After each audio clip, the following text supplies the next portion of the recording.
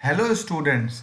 आज के वीडियो में हम लोग देखेंगे हमारे पाठ स्वतंत्रता की ओर के प्रश्न और उत्तर यानी कि क्वेश्चन और आंसर। तो आइए हम लोग चलते हैं अपने पाठ की ओर। पेज 74, क्वेश्चन 1, प्रश्न 1। इस कहानी को पढ़कर तुम्हें बापू के बारे में कई बातें पता चली होंगी। उनमें से कोई 3 बातें यहाँ लिखो। कहानी को पढ़कर आपको बापू के बारे में क्या पता चला, उसमें से कोई 3 बातें आपको यहाँ लिखनी है। जब आपने कहानी को पढ़ा, उत्तर है गांधी जी सत्यवादी थे। गांधी जी अन्याय व हिंसा का विरोध अहिंसा से करते थे। गांधी जी चरखे पर सूत काटते थे। इसके अलावा और क्या हो सकता है? गांधी जी प्रतिदिन अपने आश्रम के चारों ओर पैदल टहलते थे। हम ये भी लिख सकते हैं। तो इस प्रकार से आपको इनमें से कोई भी 3 बातें आप लिख सकते हैं। अगला प्रश्न है, धनी की माँ चूल्हा फूंक रही थी। धनी की माँ खाना पकाने के लिए चूल्हे का इस्तेमाल करती थी। नीचे कुछ चित्र बने हैं, इनके नाम पता करो और लिखो। इनके नाम पता करने हैं आपको और लिखने हैं।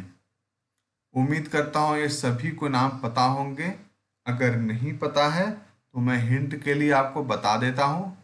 ये स्टोव है, ये लकड़ी का चूल्हा है या मिट्टी का चूल्हा है, ये गैस का सिलेंडर और साथ में बर्नर और स्टोव है। इसे अंगीठी कहते हैं क्योंकि कोयले से चलती है।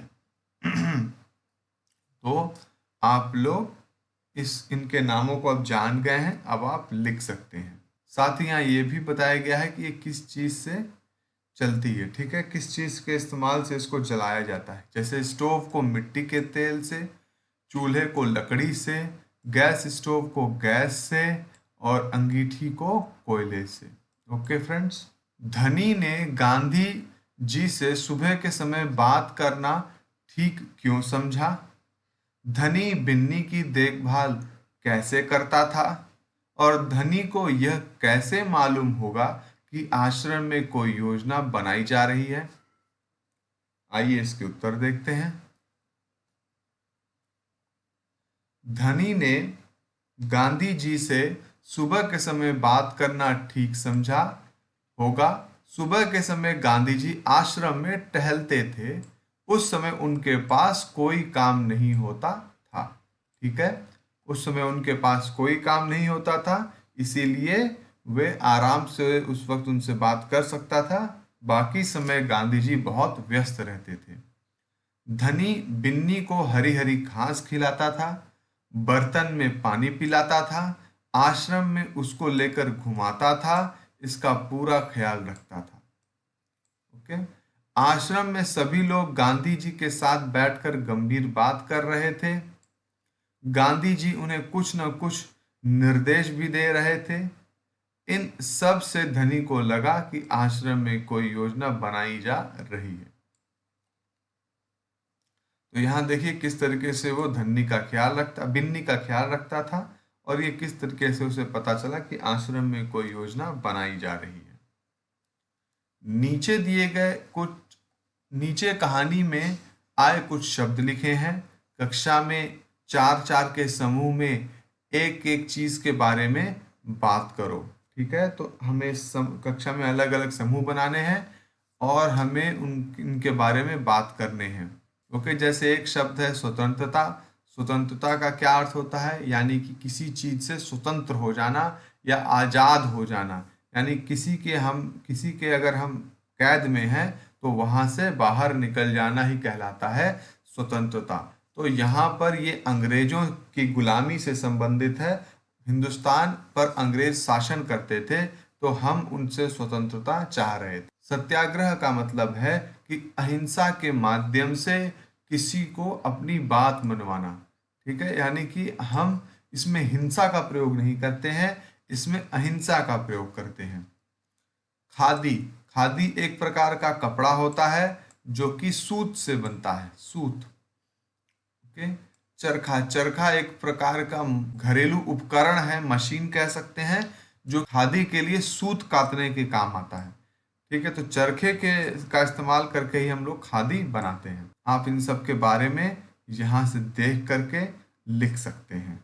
अगर हम लोग स्वतंत्रता की बात करें तो हम भारत को किस तारीख को स्वतंत्रता मिली थी? 15 अगस्त 1947। गांधी जी ने धनी से कहा, क्या तुम आश्रम में ही रहकर बिन्नी की देखभाल करोगे? धनी ने गांधी जी की बात मान ली। जब गांधी जी दांडी यात्रा से लौटे होंगे तब आश्रम में क्या क्या हुआ होगा? आगे की कहानी सोचकर लिखो। अब यहाँ पर आपको आगे की कहानी सोचकर लिखनी है। यहाँ पर एक हिंट दिया गया है, लेकिन आप अपनी तरफ से भी इस कहानी को लिख सकते हैं। गांधी जी दांडी यात्रा से लौटे तो लोगों ने फूल के हारों से उनका स्वागत किया। धनी ने भी उन्हें माला पहनाई। गांधी जी ने उन्हें गोद में उठा लिया। वह भागा भागा गया और बकरी का दूध ले आया। इस पर हंसते हुए गांधी जी ने कहा, चलते चलते थक गया हूं, अब ताकत लौट आएगी। धनी ने खुश होकर कहा, मैं सुबह शाम दूध लेकर आऊंगा, जिससे आप मेरी बिन्नी की तरह मोटे और ताजे हो जाओगे। उसकी बात सुनकर सब हंस दिए होंगे। ये हिंट है, आप ऐसा ही कुछ अपनी ओर से भी लिख सकते हैं। धनी यात्रा पर जाने के लिए उत्सुक क्यों था? अगर तुम धनी की जगह होते तो क्या तुम यात्रा पर जाने की जिद करते? क्यों? गांधी जी ने धनी को न जाने के लिए कैसे मनाया? क्या तुम गांधी जी के तर्क से सहमत हो? क्यों? ठीक है, वह जानना चाहता था, यानी धनी जानना चाहता था कि यह यात्रा महत्वपूर्ण है। वह देखना चाहता था कि इस यात्रा में क्या क्या होने वाला है, इसलिए धनी उत्सुक था। अगर हम धनी की जगह होते तो हम भी यात्रा पर जाने की जिद करते। देश के लिए कुछ करना हमारा भी कर्तव्य बनता है। गांधी जी ने धनी को बिन्नी की देखभाल के लिए राजी करके मनाया। हाँ, हम गांधी जी के तर्क से सहमत हैं, क्योंकि इतनी लंबी यात्रा बच्चे नहीं कर सकते। फिर बिन्नी केवल धनी के हाथों से ही खाना खाती थी, इसलिए उसकी देखभाल जरूरी थी। ठीक है, आप ये उत्तर लिख सकते हैं। गांधी जी ने कहा, जब मैं वापस आऊंगा तो मुझे खूब सारा दूध पीना पड़ेगा, जिससे कि मेरी ताकत लौट आए। बताओ, खूब सारी ताकत और अच्छी सेहत के लिए तुम क्या क्या खाओगे पियोगे? अब यहाँ पर एक सूची दी गई है, आपको इसमें से बताना है कि कौन सारी चीजें खाने से आपकी सेहत बनेगी और किन चीजों को खाने से आपकी सेहत पर कोई अच्छा असर नहीं होगा। जैसे कि चटपटी अंकुरित दाल, तो अंकुरित दाल खाने से आपकी सेहत पर बहुत अच्छा असर होगा। गर्म समोसे, गर्म समोसे स्वादिष्ट तो लगते हैं, लेकिन सेहत पर इनका उतना अच्छा असर नहीं होता। करारे गोलगप्पे, यहाँ भी वही बात लागू होती है। कुरकुरी मक्का की रोटी, ये तो बहुत हेल्दी है, बहुत ही ज्यादा स्वास्थ्यवर्धक है ये। खुशबूदार दाल, हाँ ये भी स्वास्थ्य के लिए बहुत लाभकारी है। मसालेदार अचार, अगर अचार थोड़ी मात्रा में खाया जाए तब तो ये लाभकारी होता है, लेकिन ज्यादा अचार हमें नुकसान भी कर सकता है। तो आप बताइए खुद कि आप कितना अचार खाते हैं, उस हिसाब से आपको बताना होगा कि ये लाभकारी है या नुकसानदायक। मीठा दूध, ये हमें बहुत शक्ति देता है। रसीला आम, ये लाभकारी है। गर्मा गर्म साग, ये तो बहुत लाभकारी है। ठंडी आइसक्रीम, मजा तो बहुत आता है, लेकिन लाभकारी नहीं है। रंग बिरंगी टॉफी, नहीं। ठंडा शरबत, ये हमारे दिमाग को, शरीर को और पेट को ठंडा रखने में सहायक होता है। आइए हम अपने अगले प्रश्न की ओर बढ़ते हैं। अभी तुमने जिन खाने पीने की चीजों के नाम पढ़े उनकी विशेषता बता रहे हैं। ये शब्द चटपटी, मीठा, गर्म, ठंडा, कुरकुरी आदि। अब आपको यहाँ पे इन शब्दों को लिखना है। नीचे लिखे चीजों की विशेषता बताने वाले शब्दों को सोचकर लिखो। जैसे हलवा, तो हलवा के लिए हम क्या लिख सकते हैं? यहां से हम ला सकते हैं गर्म हलवा। पेड़, ठीक है, पेड़ कैसे होंगे? हरे भरे पेड़ या ऊंचे पेड़, लंबे पेड़, ठीक है, आपको जो सही लगता हो। नमक, नमक कैसा होता है? बारीक नमक, सफेद नमक, ठीक है। और चींटी, छोटी चींटी। पत्थर, कठोर पत्थर, बड़ा पत्थर।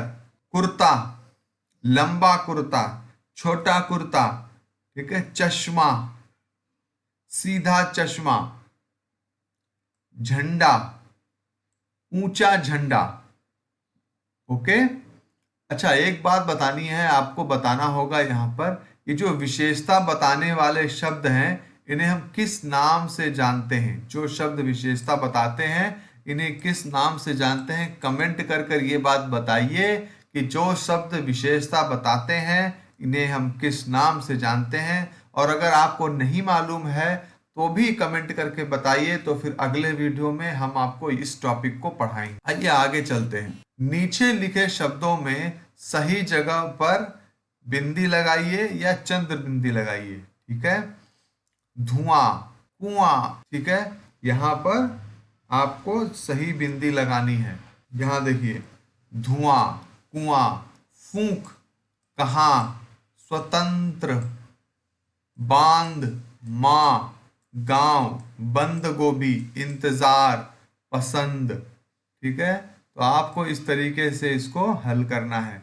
मैं इस पेज का लिंक वीडियो के डिस्क्रिप्शन में डाल दूंगा। धनी को बिन्नी की देखभाल करने की जिम्मेदारी दी गई थी। इनकी क्या क्या जिम्मेदारी थी? यानी कि अब आपको इन लोगों की जिम्मेदारी के बारे में भी बताना है। आपको धनी की जिम्मेदारी के बारे में तो बता दिया गया है, कहानी से ही आपको बताना है माँ की क्या जिम्मेदारी थी, पिताजी की क्या जिम्मेदारी थी और बिंदा की क्या जिम्मेदारी थी। माँ की जिम्मेदारी थी खाना पकाने की, आश्रम की देखभाल करने की। पिताजी की जिम्मेदारी थी चरखे में सूत काट कर धागा बनाने की। और बिंदा की क्या जिम्मेदारी थी? बिंदा की जिम्मेदारी थी सब्जियां उगाने की। तो ये थे इस पाठ की अभ्यास, इसके प्रश्न उत्तर, इसके क्वेश्चन आंसर। आप सब इसकी सहायता से अपने कॉपी में, नोटबुक में इसको कर लीजिए। और इस वीडियो के डिस्क्रिप्शन में भी आपको लिंक मिल गया है जहां से आप इसको देख करके लिख सकते हैं। Thank you friends.